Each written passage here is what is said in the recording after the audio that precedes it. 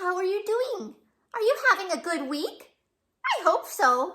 I am, especially because Graham Ninny gets to be here with you, doing my favorite thing, reading stories to you. I love stories, and I really love fairy tales. They transcend time.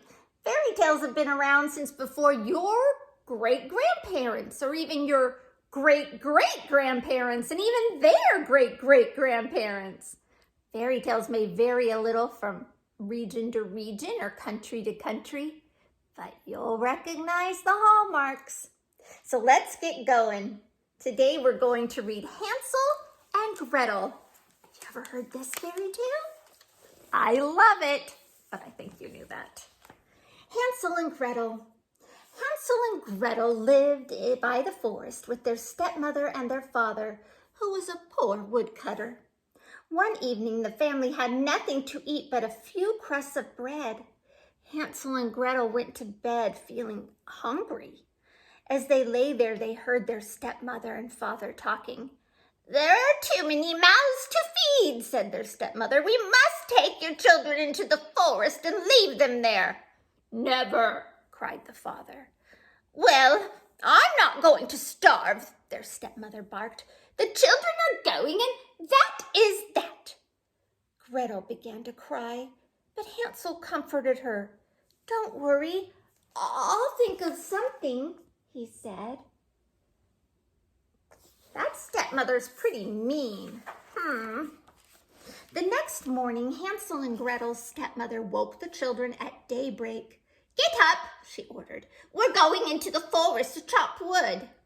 She gave Hansel and Gretel a crust of bread each for their lunch. Hansel broke his bread into tiny pieces in his pocket as they walked along. Not alone, along. He secretly dropped a trail of crumbs on the ground. Why do you think he's dropping crumbs on the ground? Is he trying to make a path so they can find their way back? Or is he trying to feed the birds? What's he doing? Deep in the forest, Hansel and Gretel's father built them a fire. "Your stepmother and I are going to chop wood now," he said. "We'll return for you at sunset." After a while, the children shared Gretel's bread, and then they curled up at the foot of an old oak tree and fell sound asleep. I'm glad they had each other, and I'm glad now they can rest. But I feel sad. When Hansel and Gretel woke up, it was dark, and their little fire had gone out. I want to go home," Gretel whimpered. Don't worry," said Hansel. "We'll just follow the bread of trail crumbs I left." That's why he left them. But the breadcrumbs were gone. Oh no, the forest birds had eaten them all up. "We'll wait until morning," Hansel said. "When it's light, we'll find our way home." But at the same time, they could hear all those creatures. "Woo, woo, ah-woo!" I'd be frightened, would you? Out in the forest? Be glad I had someone with me, though. The next morning, the children were woken by the sound of birds singing. In the tree above them, a snow-white bird flapped its wings as if to beckon them. "Look!" cried Hansel. "Maybe that bird will lead us home."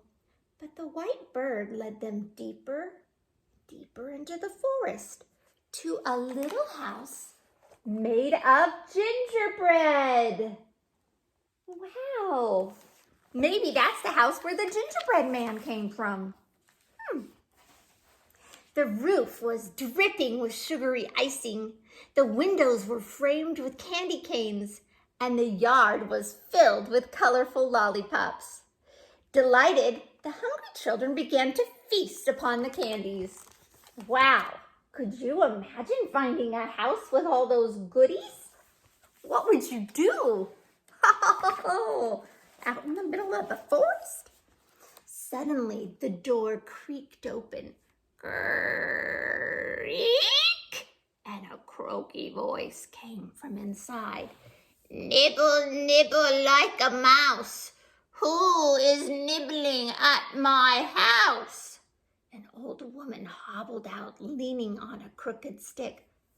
"I can't see you very well. Who are you?" she asked. Just two hungry children," Hansel replied. "Ah," said the old woman. "Well, you'd better come inside and I will make you a proper meal." Oh, wow. What would you do? Would you go inside a stranger you don't know?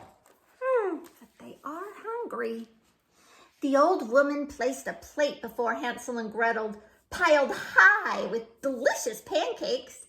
They ate and ate until they were ready to burst. Then she showed them to their two little beds.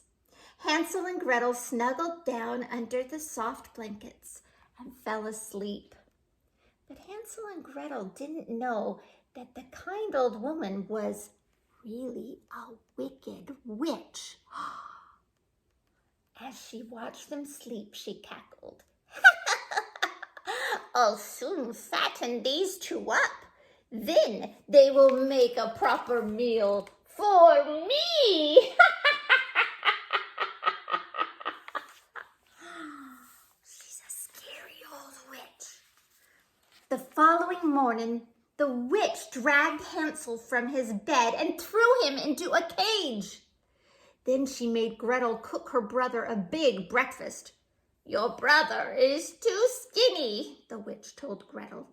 "I'll keep him locked up until he is nice and plump. Oh, and then I'll eat him up."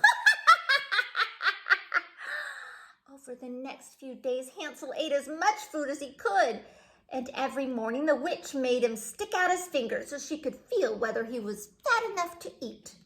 But Hansel was clever.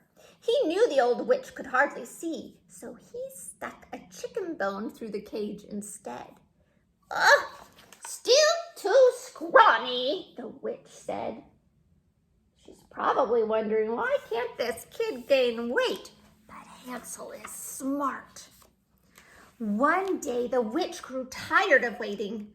"Whether he be fatter or thinner, I'll have Hansel for my dinner," she crowed. "Light the oven," the witch ordered Gretel. "Now crawl in and see whether it's hot enough." Gretel knew the witch was planning to cook her as well, so she decided to trick the witch. The oven's much too small for me," she said.